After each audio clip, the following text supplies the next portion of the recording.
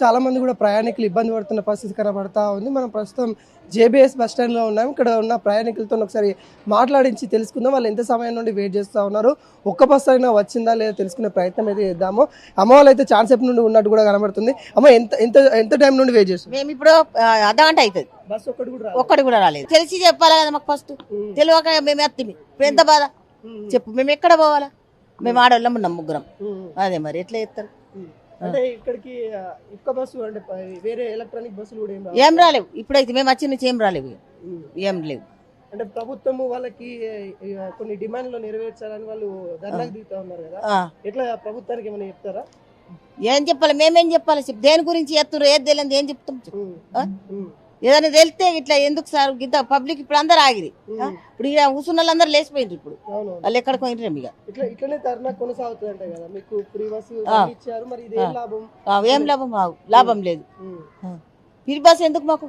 Waste కదా అది. ఇంకేదైనా సరుకులు ఎంత పిరం ఉన్నాయి, అవి తక్కువ వేయండి కదా, ఇవి బంద్ చేయండి కదా. ఏమని చెప్తారు గవర్నమెంట్? తొందరగా నడిపిమంటారా? ఏమంటారు? తొందరగా నడిపిమనాలా? మీ పీరి బస్ అద్దేదద్దు మాకు, తొందరగా నడిపియండి చెప్తాను, అంతే కదా. మరి ఇదేంటి మాకు గోస పోసుకున్నట్టు? ఇప్పుడు ఎన్ని గంటలు ఉండాలా? అన్నం లేదు, ఇప్పుడు ఏం లేదు, ఏం తినలేము కూడా. మేము తొందరగా వెళ్ళిపోతామని. ఉదయం పొద్దుగానే మేము 7 గంటల వరకు వచ్చినాం ఇక్కడికి. అడిగినాం, వాళ్ళని అడగలేం. ఇట్లా పోగా కండక్టర్లను అడిగినాం, ఏమై సార్ బస్సు ఏంటంటే నడదు అంటుండు, బంద్ అంటుండు. గంది ముఖం కూడా ఇస్తలేరు అసలు. సో వాళ్ళు ఆవేదన వ్యక్తం చేస్తూ ఉన్నారు. ఉదయం ఇక్కడికి వచ్చారు, మేము ఆర్మూర్కి వెళ్ళాలి, ఇక్కడ బస్సులు ఏమీ లేవు. అక్కడ ఉన్న కండక్టర్ని డ్రైవర్ని అడిగినా కానీ వాళ్ళు ఏం చెప్పట్లేని పరిస్థితి కనబడతా ఉంది. ఇక్కడ బంద్ అని చెప్తా ఉన్నారు. మీకు ఇక్కడికి వచ్చినాక కొద్దిగా ఇబ్బంది ఎదురవుతా ఉన్నారు, ప్రభుత్వం తొందరగా స్పందించాలని కోరుతా ఉన్నారు. బాబాయ్ ఎక్కడికి వెళ్ళాలి? సార్ ఎంతసేపు అయింది సార్? మేము గాంధీ హాస్పిటల్కి వచ్చాము చిన్న బాబుని తీసుకొని. ఇప్పుడు నిర్మల బస్సులు బంద్ అంటున్నారు, బాబు ఆకలి ఎట్లా, అన్నం ఎట్లా? ఈ ధర్నా వల్ల ఏం ప్రయోజనం సార్? ఈ ఉచిత బస్సులు, ఉచిత కరెంటు అన్ని పెట్టి ఏం లాభం చెప్పు? లేని వాళ్ళు గరీబ్ పిల్లల దవాఖానాల వారం రోజులు నిలుస్తున్నాము హాస్పిటల్ పండి. ఈ దవాఖానకి వెళ్ళి బాబుని తీసుకొని పోలే, బాబుని పట్టుకుని బాబుని చూడాలా, నేను బస్సులు చూడాలా? దీనివల్ల ఎంత ప్రాబ్లం వేసి చెప్పండి మీరు. ప్రభుత్వానికి ఒక సామాన్యుడు సార్ నేను చెప్పాల్సింది ఏంటంటే, వాళ్ళు కలుసుకొని 10 మంది సమ్మె చేసుకొని వాళ్ళ కాళ్ళు డిటెస్ట్ చేసుకొని కండక్టర్లకు పెంచాలి జీతాలు. ఎందుకంటే వాళ్ళకు నౌకరీ కదా సార్, ప్రతి ఒక్కరు పిల్లలు ఉన్నారు. పద్దాలు నేను చెప్పడం లేదు, ఈ ఉచిత వస్తువులు ఏవాటి పబ్లిక్ బాగా పరిశ్రమ అవుతున్నారు. నా ఉద్దేశం అదే సార్, అంతకన్నా నేను చెప్పలేదు.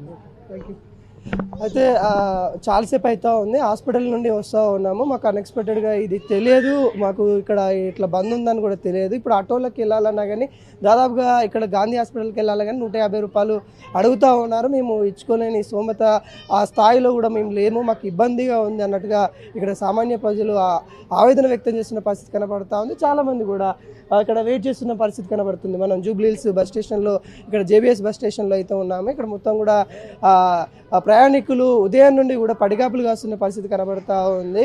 బస్సులు ఎప్పుడు వస్తాయి, మేము గమ్యానికి ఎప్పుడు చేరుతాము అన్నట్టుగా వాళ్ళైతే వెయిట్ చేస్తున్న పరిస్థితి కనబడతా ఉంది. చాలా వృద్ధులు కూడా, చాలా ఏజీ ఎక్కువ వాళ్ళు కూడా ఉన్న పరిస్థితి అయితే కనబడతా ఉంది. మొత్తానికి ఇక్కడికి బస్సులు ఎన్ని గంటలకు వస్తాయి ఏంటనే క్లారిటీ లేని పరిస్థితి కనబడతా ఉంది. ఒకసారి అమ్మ 5 గంటలకు వచ్చి కూర్చుందాము. మాకు బాసోడుకు బిచ్చుకుందేకు ఒక్క బస్ వేయలేదు. ఓలు మాట్లాడతారు, గరీబులు కొనది మాట్లాడతారా? ఓరు తెల్లగుంటే వాళ్ళకి మాట్లాడతారు సార్. మా మీద ఏమున్నది? అందరూ ఇక మాకు ఓరు చెప్పరు సార్. మేము వచ్చి కూర్చున్నాము, మా కాళ్ళ లేదు, మొల్లె లేదు. 5 గంటలకు వచ్చింది. చా దాకా పోరండి, వచ్చి వెళ్ళిపోతుందేమో. నీరు దాకా పోరండి, వచ్చి వెళ్ళిపోతుంది. అట్లా చేసుకుంటే ఈడ చచ్చిపోయినాం.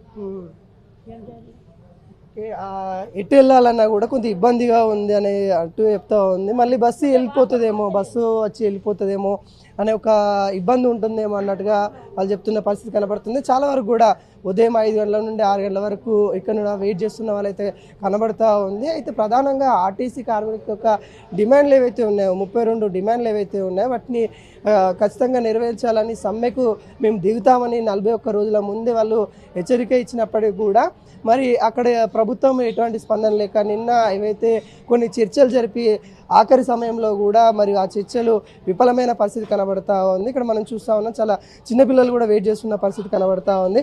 సరే అమ్మతో మాట్లాడదాం. అమ్మ, ఎంత సమయం అవుతుంది మీరు ఇక్కడ వచ్చి? 2 గంటలు అవుతుందా?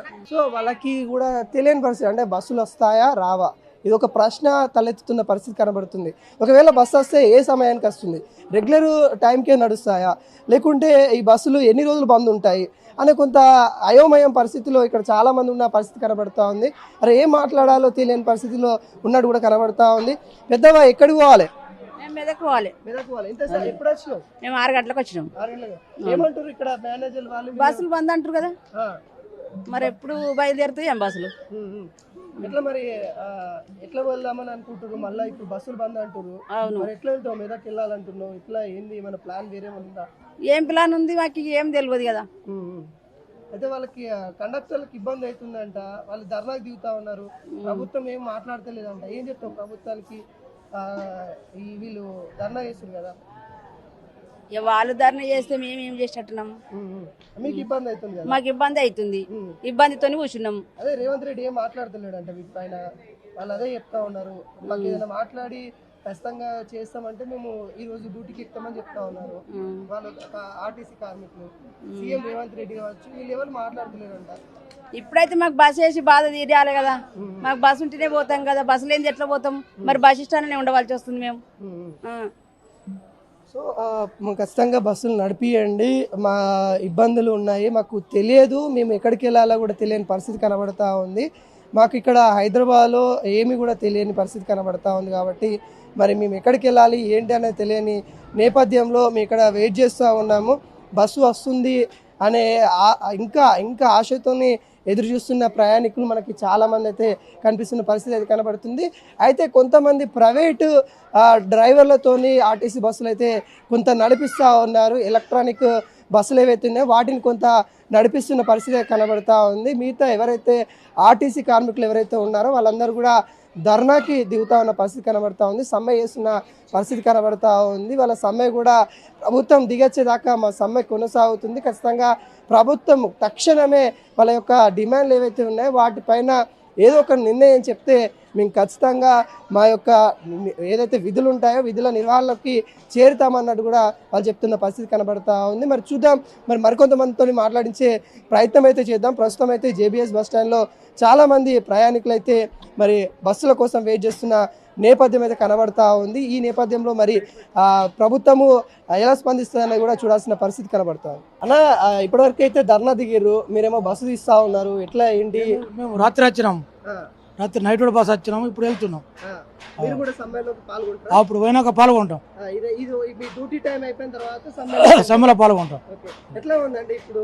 ఏమంటా ఉన్నారు? ఇప్పుడు ఇక్కడ చాలా మంది ప్రయాణికులు వెయిట్ చేస్తా ఉన్నారు కదా, మీ బస్ ఎక్కే వాళ్ళు ఏమంటా ఉన్నారు? కొద్ది బస్సులు మాత్రమే నడుస్తా ఉన్నాయి, అక్కడక్కడ మాత్రమే నడుస్తా ఉన్నాయి కదా, వాళ్ళు ఏమంటా ఉన్నారు? ఏమంటారు అంటే ఇక అది గవర్నమెంట్ ఒప్పుకుంటే బస్సులు నడిపిస్తాము, అప్పటిదాకా బంద్. వీళ్ళు ఏమంటారు? అయ్యా మరి బస్సులు ఎందుకు నడతలేవని అడుగుతా ఉన్నారా మిమ్మల్ని? అడుగుతారు, వాళ్ళ పనాలు చెప్తారు, ఏం చెప్తారు, వాళ్ళకి తెలియదు కదా పాపం, తెలియక వాళ్ళు వస్తారు. చాలా మంది వృద్ధులు కూడా చాలా మంది ఇబ్బంది పడుతా ఉన్నారు, ఇబ్బంది పడుతుండ్రు. వాళ్ళకు తెలిసే కదా, వారం రోజుల సంది మేము చేస్తున్నాం కదా, వారం రోజుల సంది మేము సమ్మె చేస్తామని చెప్తున్నాం కదా. ఎందుకు మీరు వారం రోజులు అయినా కానీ దాదాపుగా 41 రోజులు ఏమో అంటారు, అప్పటి నుండి కూడా చెప్తా ఉంటే మరి ప్రభుత్వం ఎందుకు మీ మీద ఆలోచన చేయట్లేదు? చేస్తలేదు ఇక. మీరే కావాలని, ఆర్టీసీ కార్మికులే రేవంత్ రెడ్డి కావాలని చాలా మంది కృషి చేసి అప్పుడు కూడా ధర్నా చేసి అప్పుడు ధర్నా చేసినాం. మరి ఎందుకు మరి మీరు మిమ్మల్ని కావాలని తెచ్చుకున్న వ్యక్తి మిమ్మల్ని ఇబ్బంది పెడతా ఉంటే దానికి అది వాళ్ళకే తెలుసుగా. ఏం చెప్తారు సీఎం రేవంత్ రెడ్డి కావచ్చు? చర్చలకు పిలిచింది నిన్న, ఒప్పుకోలేడు, సమ్మెకి వెళ్ళినాం. ఇప్పుడు పోయి నిర్మల్ బయలుదేరి సమ్మెలో పాల్గొంటాం. నిర్మల్ డిపో రాత్రి వచ్చిన, ఇప్పుడు పోయినాక సమ్మెలో పాల్గొంటాం.